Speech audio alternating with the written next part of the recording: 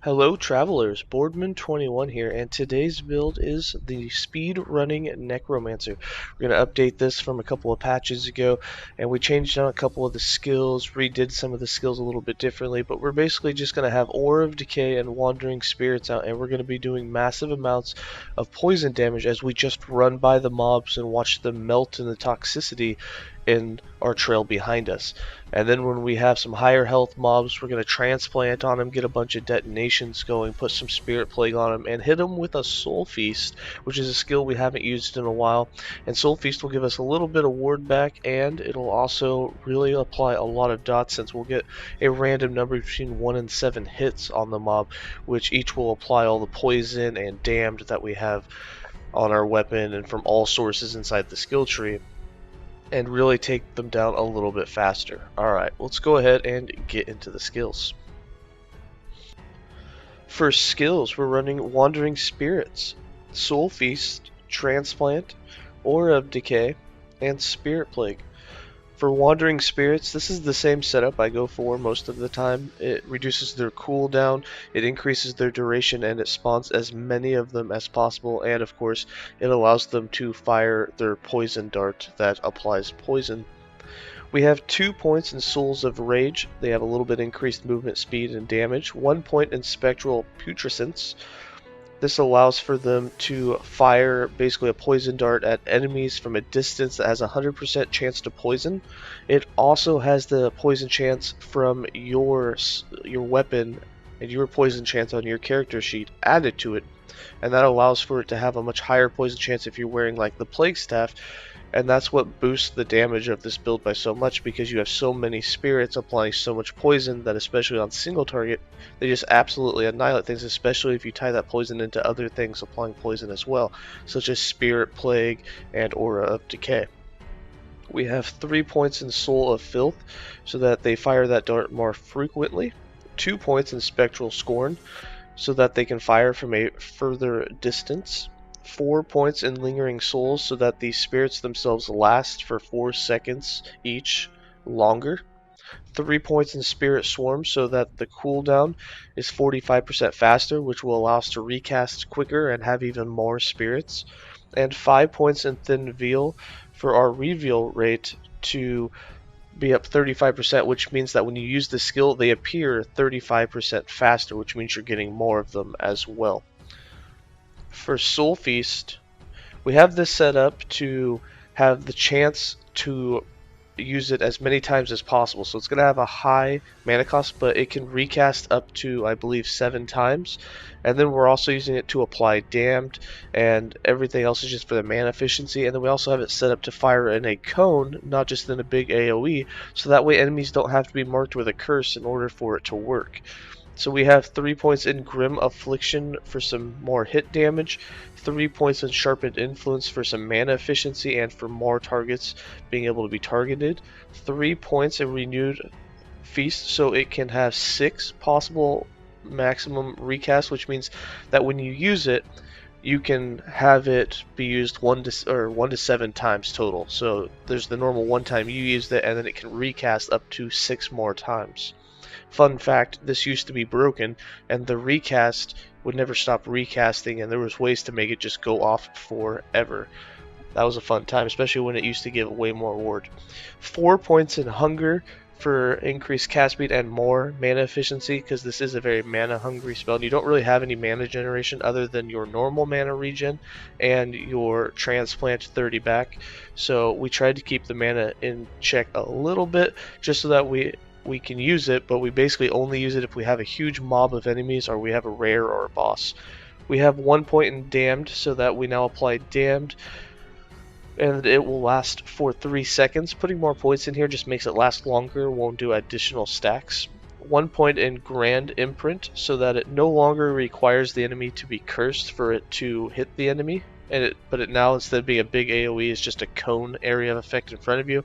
And 5 points in Devour to increase that area by 200%, so that you're actually hitting quite a few enemies, and if you line them up right, you can still hit them all, because mostly, since you're playing kind of a kite build and running past things with your incredible move speed and 100% uptime of haste, you're going to have them behind you, so you can kind of just fire in that whole cone behind you. In the arena, it's a little bit different of a story.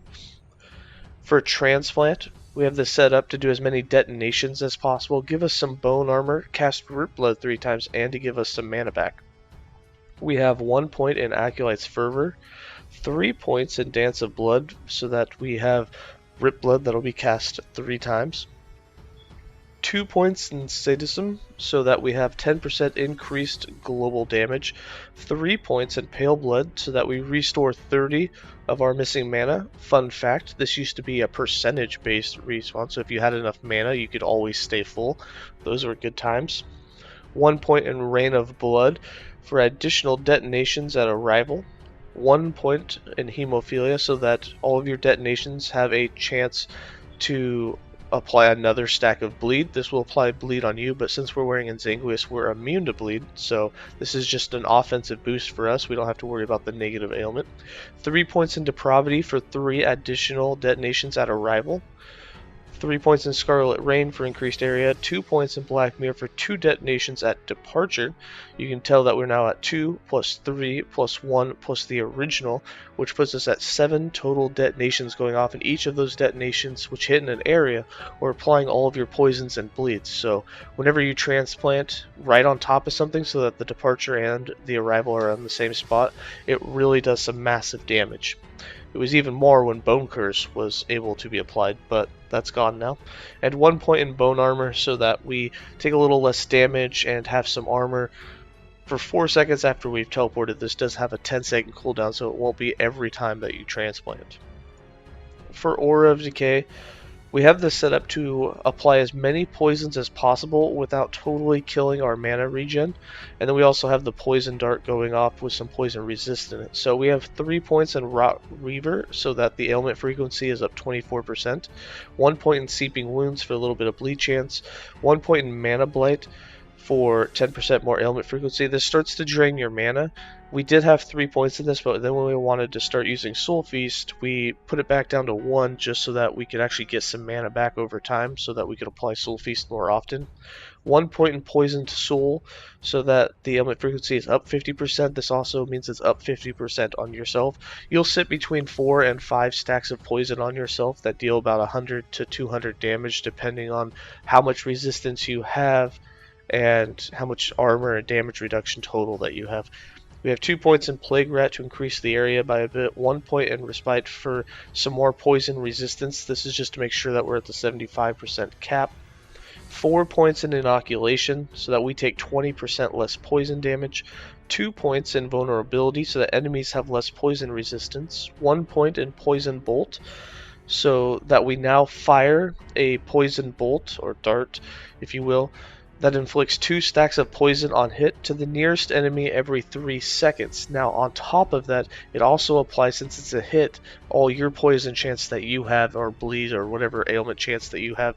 So if you have the Plague Staff on and have 200% poison chance, this is actually inflicting at least 4 stacks of poison. So it's definitely really nice when you get to that single target and just kind of fly around them and have your darts hitting. Now it is once every 3 seconds, but with 4 points in Aura, or in Poison Barrage, your Poison Bolt has a 300% frequency increase, which I believe takes it down to roughly 1 second, or just under 1 second, 3/4 of a second, somewhere in there. It starts firing really, really fast, and it definitely allows you to put more poison on the enemy.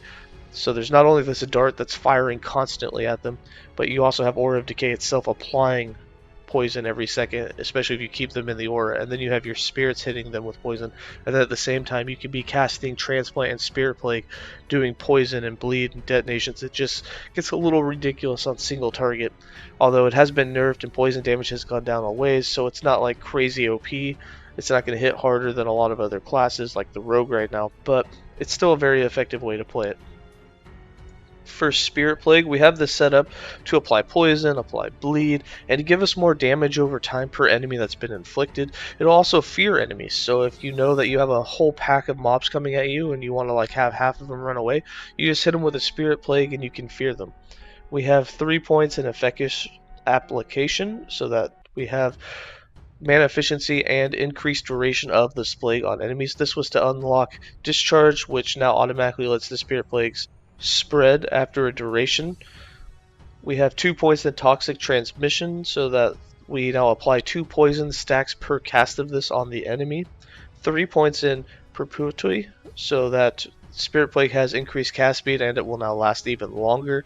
2 points in Anguish, so that there's 2 seconds of fear on any enemy that's been hit by Spirit Plague. Remember, you can only put fear on an enemy one time, so it's not something you can just keep casting and have them constantly feared. Feared is just a one time on an enemy per its lifespan. And then we have 5 points in Pestilence, so that we have 75% more global damage over time per enemy inflicted with Spirit Plague in the last 4 seconds. So if you have a huge herd of mobs and you throw this on them, it is possible to break 10,000 damage over time, which is crazy, but you have to remember that it kind of has a scaling effect. It has very much diminishing returns, because the more you stack it on enemies, the quicker they're going to start dying, and then they no longer give you that boost. So if you have a whole bunch of enemies that you're throwing on all at once, they're all going to die basically instantly, and then you're back to square one. So I like to bring some mobs with me in echoes, kind of have them run with me to the end, and then I like to kill them at the same time that I'm applying Spirit Plague to the boss, so that all of the dots really do a lot of damage and help us take it out quicker, as you only get one stack of 75% increase on a boss, so it doesn't do you a whole lot of good if there's no other mobs around it. And 3 points in Hemorrhage for 3 bleed stacks inflicted on use, and 1 point in Sanguination, so that they have increased bleed effect. This will put bleed on you, but again, we're immune, so no biggie there. For passives, in the Acolyte base class, we have 21 points, with 8 points in Blood Aura, 5 points in Blood Pact, and 8 points in Forbidden Knowledge. We have 25 points in the Lich. We actually have more than that, but this caps out at 25. We have 8 points in Crippling Insight, 8 points in Survival of the Cruel, 8 points in Dance with Death, 1 point in Hollow Lich, 5 points in Apocrypha, and 8 points in Unclosing Wounds. And then for Necromancer, with 52 points, our mastered class, we have 8 points in Elixir of Hunger, 2 points in Risen Army, 10 points in Cursed Blood, 5 points in Reclamation of Souls, 1 point in Frantic Summons, 8 points in Tyrant, 3 points in Cling to Life, 5 points in River of Bones, and 10 points in Heresy. The reason we went with Necromancer instead of Lich was because originally I was going to tie Wraths into this instead of Soul Feast.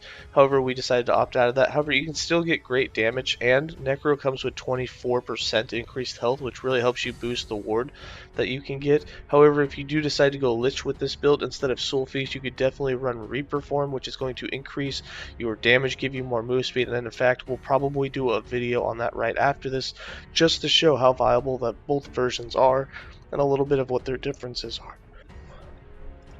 For items and idols, we're wearing just one type of idol. We just want the increased and the flat health increases that you can get on idols. That's what's going to boost your ward. With how much int you have and ward retention that you have, stacking high amounts of life is going to give you a huge amount of ward gen. You can see that even though we're being poisoned with 5 stacks of poison right now and taking damage, that we're still able to sit at 56 to 5700 ward. And that's without even us having health on every piece of item. Like, we don't have, you know, health on our gloves, we don't have it on the chest or the boots because we're wearing those unique spots.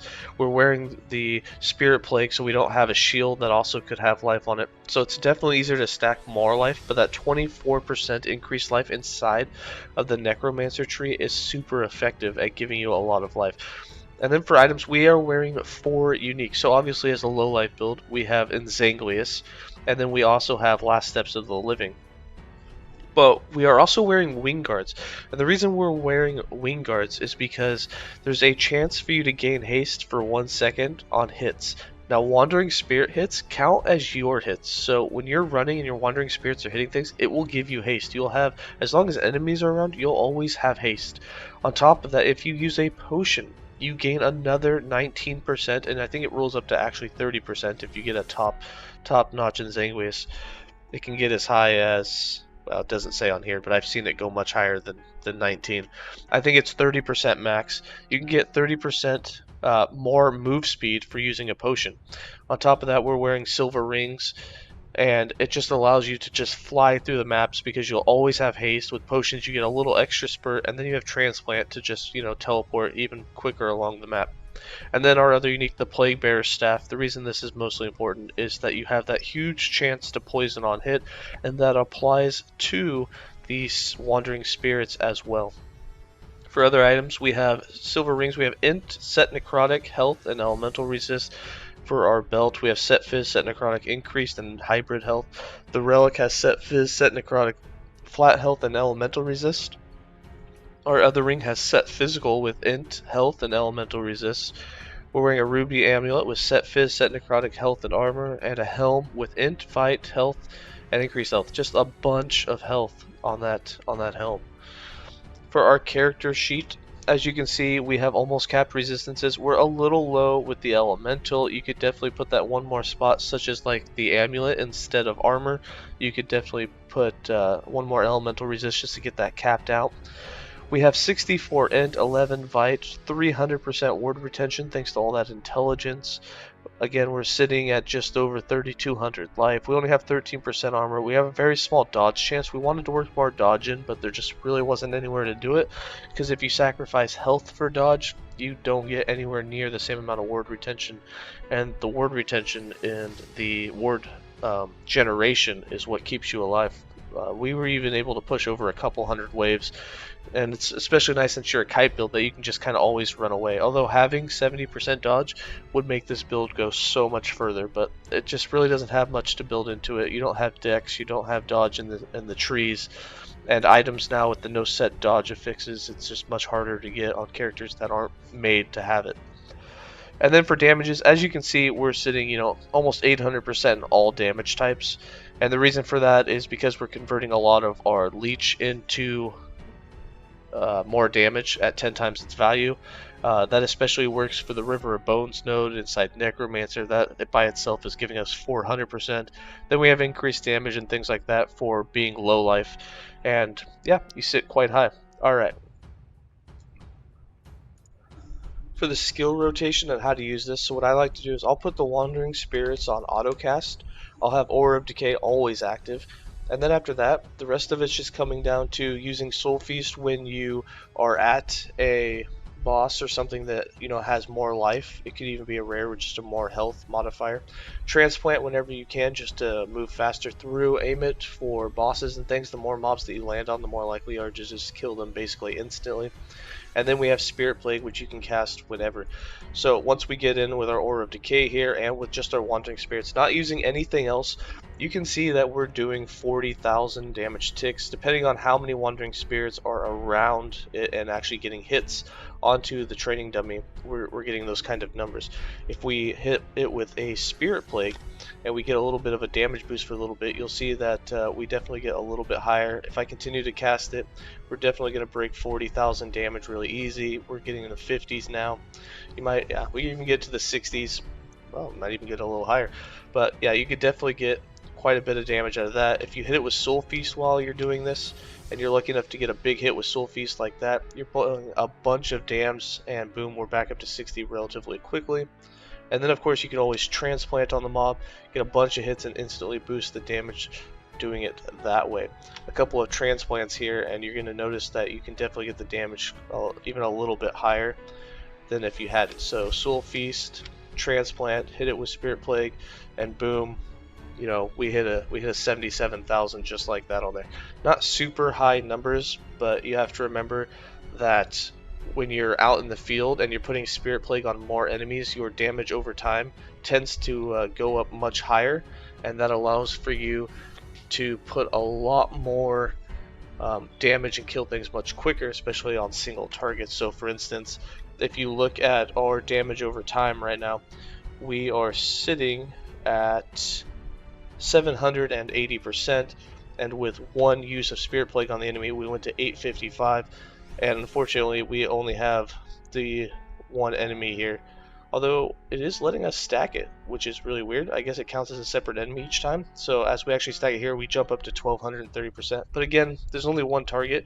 If you actually were to go out on the field and apply this to many targets and let it spread in between them, I've seen the damage over time spike all the way to as high as 10,000% damage, at which point everything's just dying instantly that's touched by poison. Alright, let's go ahead and get into some more gameplay.